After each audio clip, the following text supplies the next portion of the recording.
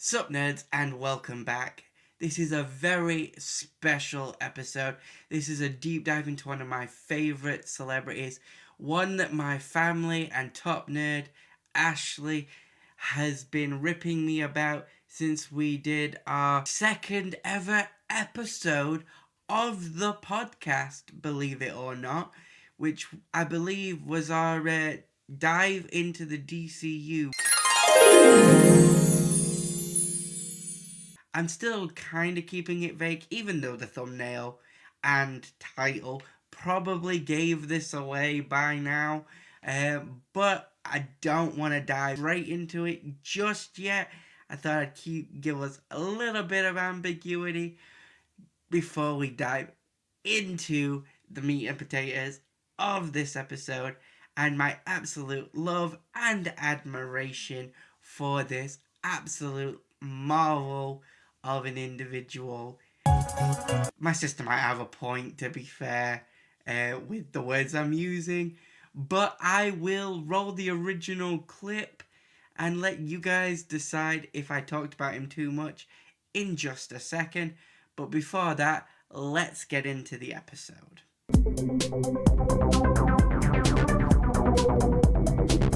Okay, so as I was saying, Top Nerd Ashley, my sister, and her loving husband like to rip me about my fascination and love for Nathan Fillion all the time.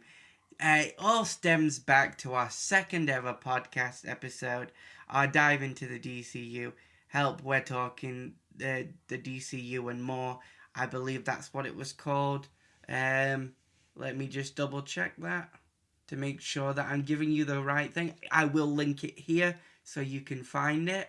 Yep, Help, we're talking the DCU and more. That is exactly what it was called.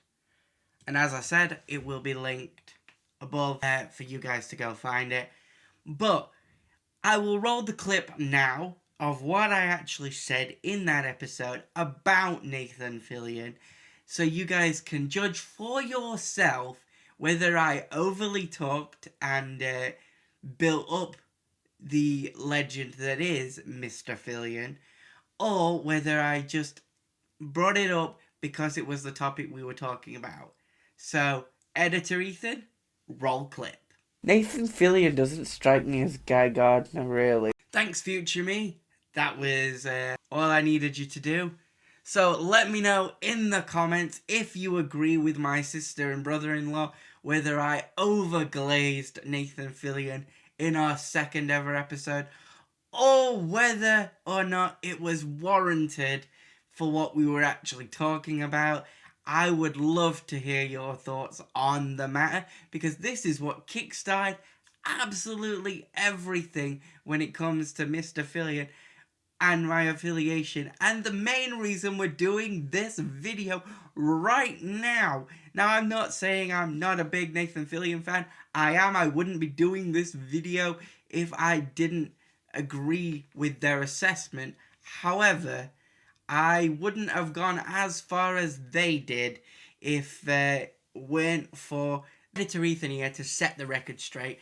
Apparently, according to my partner, I may have misremembered some of the details. It wasn't that I was getting ripped solely based on the episode.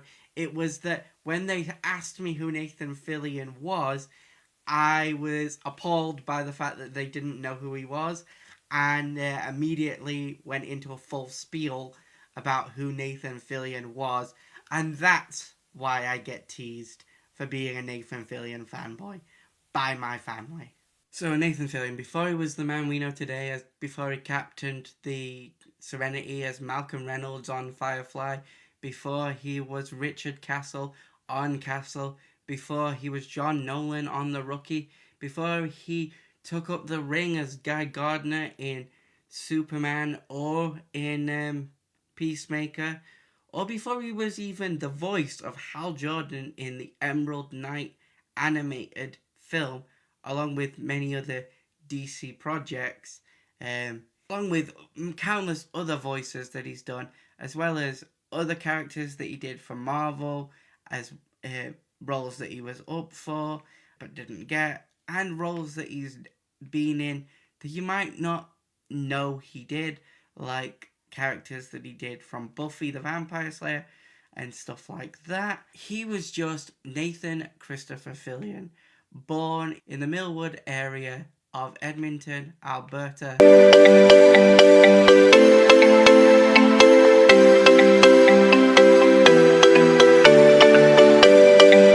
To a English teacher father and mother, and who he was their youngest son.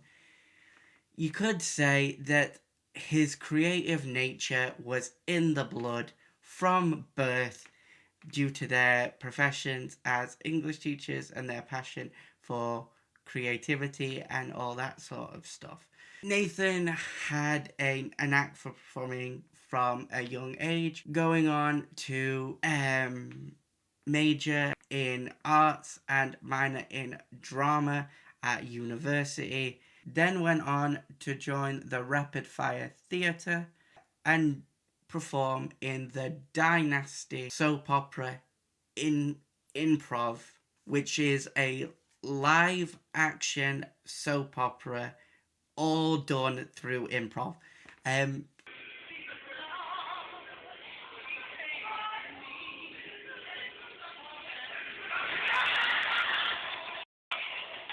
how batshit is that? That like his first real acting thing before like any TV stuff was a live action improv soap opera. So it's not just improv, like an improv thing where improv theatre where people come and they just give you scenarios, but it's a full-on soap opera. Like, so for me, I'm British, so what comes to mind when I think soap opera is Emmerdale, Coronation Street, EastEnders.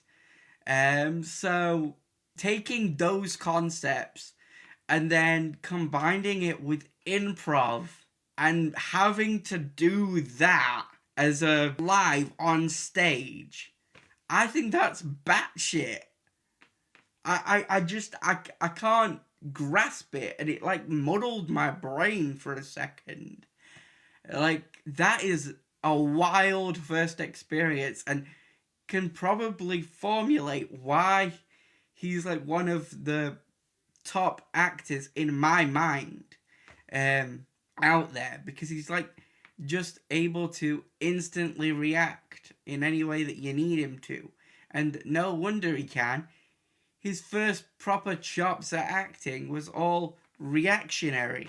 Obviously that isn't where he stopped acting. That is like just the bare bones on where he like got his start and everything like that. But his first big television break, his big movie ordeal, was The Ordeal in the Arctic, which was filmed in Edmonton, and from that he later transitioned into soap operas properly. There was a specific soap opera that I was able to find. I will place the name here because I can't for the life of me remember it off the top of my head. So if you're watching on YouTube, the name will be on screen now. If you're not watching on YouTube, it will be linked in the description down below so you can find that soap opera if you're so inclined to do so. I haven't actually seen it, but like, it's Nathan Fillion, so if you are inclined to go back and watch an old soap opera that has Nathan Fillion in it and go find the episodes that starred Nathan Fillion, then be my guest. Like, I can't fault you for doing so.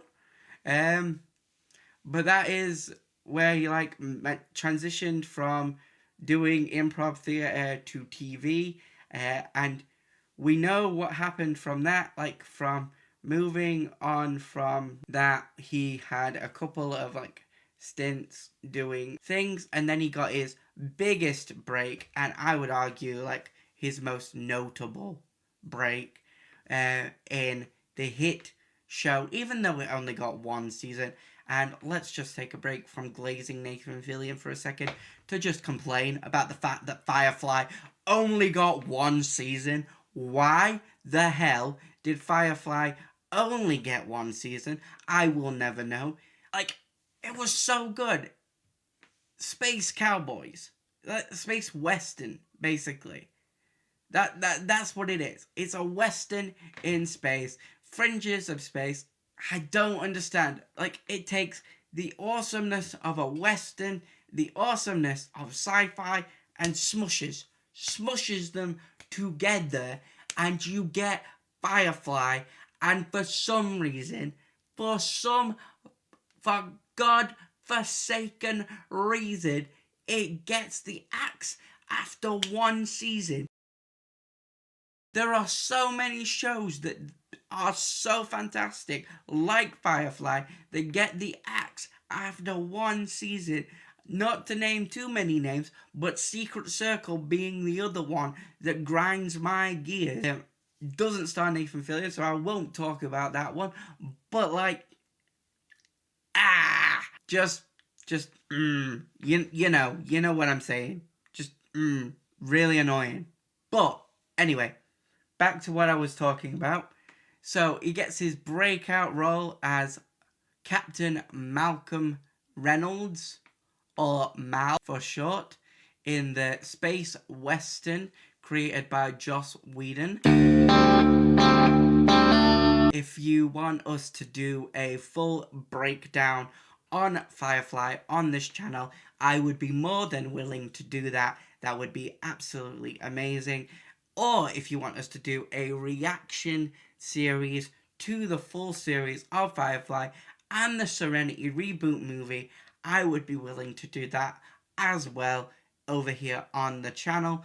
But I won't bore you with too much on Firefly, as this is a video on Nathan Fillion, not Firefly. So that's why I'm saying, if you want those videos, do let me know in the comment section down below, and we can get you those videos out and ready for you. We can also do the breakdown of Firefly as a podcast episode, as well as a YouTube video, kind of like how we're doing this Love Letter to Nathan Fillion episode. So yeah, let me know if that is something you would be down for, because it's something I'm definitely down for. But I don't want to do it if it's not something you guys are interested in. So do let me know down below. But Firefly, despite only having one season, has a massive cultural shock impact. It gets dropped like a grenade and explodes outwards everywhere. Everyone that watched it loved it, and it still ripples to this day. There are so many things you could see from Firefly's influence, down from Firefly itself to Halo. Yes, I'm talking about the fact that Sergeant Reynolds is named directly in honor of our Captain Malcolm Reynolds, and I'm talking about how gunnery Sergeant Edward Malcolm Buck in Halo 3. I don't want to butcher it, but I'll put the full proper title. And Halo Reach and Halo 5 Guardians is also a direct reference to our captain, and both are voiced by Nathan himself. Point and shoot. Not to mention the fact that we have so many people petitioning for Firefly to come back. We even have calls to Firefly in the Netflix show Big Mouth. We have like parodies of it. We have Sheldon Cooper on The Big Bang Theory complaining about the cancellation of Firefly. So it's not that Firefly is just this bubble. When it ended, its ripple wave echoed outwards. It became such a focal point in the nerd space. and that we can all rally around the fact that of this. And I think one of the linchpins in this is that Nathan himself is one of those people that really doesn't like the fact that Firefly ended and would bring it back in a heartbeat. He did say at one point that if he had, I think it was 3 million, he would buy the rights to Firefly and just resurrect it. I know that there was a Kickstarter to give him the money to buy Firefly and do that, which crumbled because it didn't have his direct backing. So obviously that didn't actually pan out, but there was a comment from Nathan himself saying as such, and I will get that and post that before you guys to see for yourself.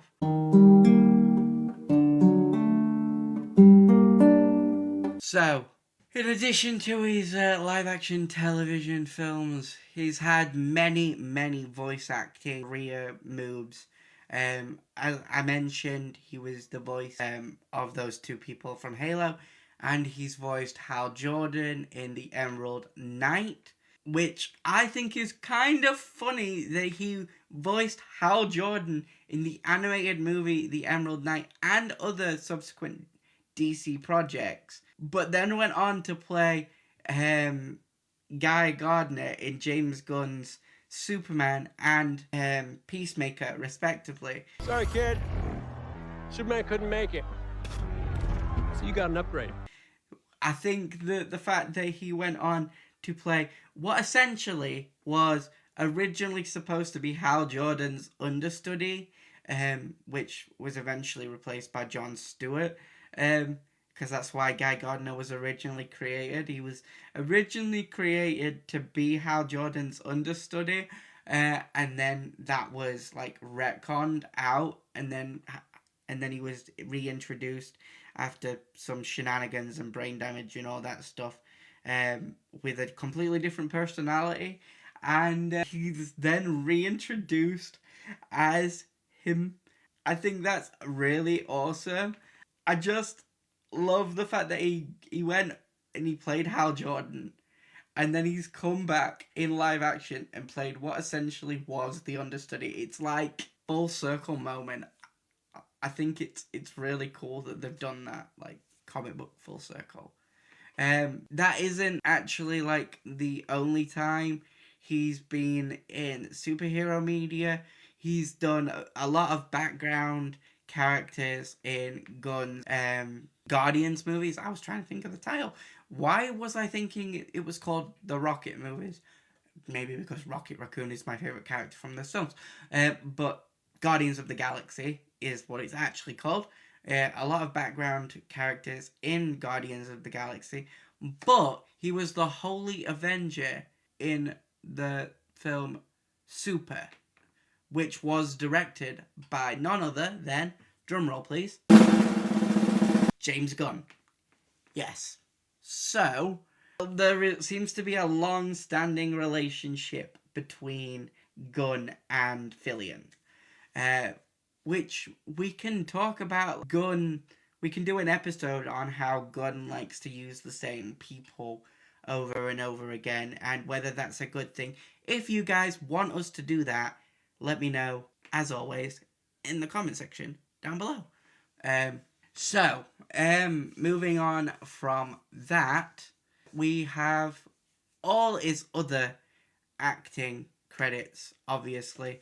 That he was also the voice of Steve Trevor in the Wonder Woman animated movie, which means he's got a connection like that with DC and not just Marvel, which I find rather fascinating. And he's done a lot of work in multiple different things. Obviously, I mentioned it earlier, he was Richard Castle in the long-running show Castle, which got axed due to rumoured, I think it might be confirmed, but I'm going to say rumoured just to be on the safe side, tension between himself and the actress that played his leading co-star, whose name I can't remember off the top of my head. I will again put it in the description if you are listening to the podcast episode, or put it on screen now if you are watching on YouTube. But I believe her name is Beckett in the show, and he's playing John Nolan in The Rookie from 2018 to present, which is one of my favourite shows currently. And yeah, he definitely is a cop cutie. Obviously, there are a bunch of others. He had a stint on Buffy the Vampire Slayer as Caleb in the final season. I think I pronounced that right. It's been a while since I watched Buffy. Then he was in Desperate Housewives. He was in American Housewife. I already mentioned he was in Big Mouth. He was in Modern Family. There's loads. I could point them all out, but we'd be here all day. There's loads of areas where you can find Nathan Fillion. I mean, if you look it up, his IMDb page, which I will link in the description down below, is extensive. And like I said, we would be here all day if I tried to list every single thing you could find him in. So I'm not gonna do that. Outside of acting, Fillion has a lot of charity work. He joined Charity Water in 2012 and raised $42,526 in 2019, which is the last campaign I can find on the website. Let me know if you can find any more recent ones, but that is the last one I can find. And back in 2008, he co-founded Children Need to Read with PJ Herma and Denise Gary, which I probably pronounced the surname wrong there, and I am sorry for that. But in 2012, he won the Edwin P. Humble Medal of Initiative alongside those two. So that's good. Although, according to their history page, he's no longer active with the organization. I don't know what happened there. I just know that, according to them, he no longer serves the non-for-profit company. So, I just thought I'd keep you guys looped in on what I was able to find on that. That is what I was able to find on the charity works that Nathan Fillion has done that I was aware of, but I didn't realize that there was no more up to date on the Charity Water one since 2019, and that he didn't seem to be affiliated with Kids Need to Read anymore. Kids Need to Read provides books and literacy programs to schools, libraries, youth organizations, and all sorts like that across America. So I just thought that was something I would bring to your guys' attention. Doesn't really affect anything on this side of the pond, but it is something that I would bring your attention to, that he did help co-found that. Thank you for supporting Kids Need to Read. Obviously, as you've probably gathered from this, Nathan Fillion is one of my favourite actors, and I've done an extensive deep dive on everything I could find on Nathan Fillion for this particular video. This is my love letter to Nathan Fillion, to give you guys a full deep dive on Nathan Fillion, everything that I've been able to find that he's done. There is tons and tons of acting credits, there's charity works, there is his history in the past, everything that he's done. He's a very private person, so you won't find a lot about his personal life out there for you to find, which is one of the things that I ran into when I was doing the research here. There isn't a lot to find personally, so all I can tell you is that as of an article in January 2026, which is at time of recording, it is 2026, Nathan Fillion has not been romantically linked to anybody and has no children. That might change in the future, so if you are watching this video in the future and some of this information is outdated, do let me know, and we might do an updated version of this video in the future.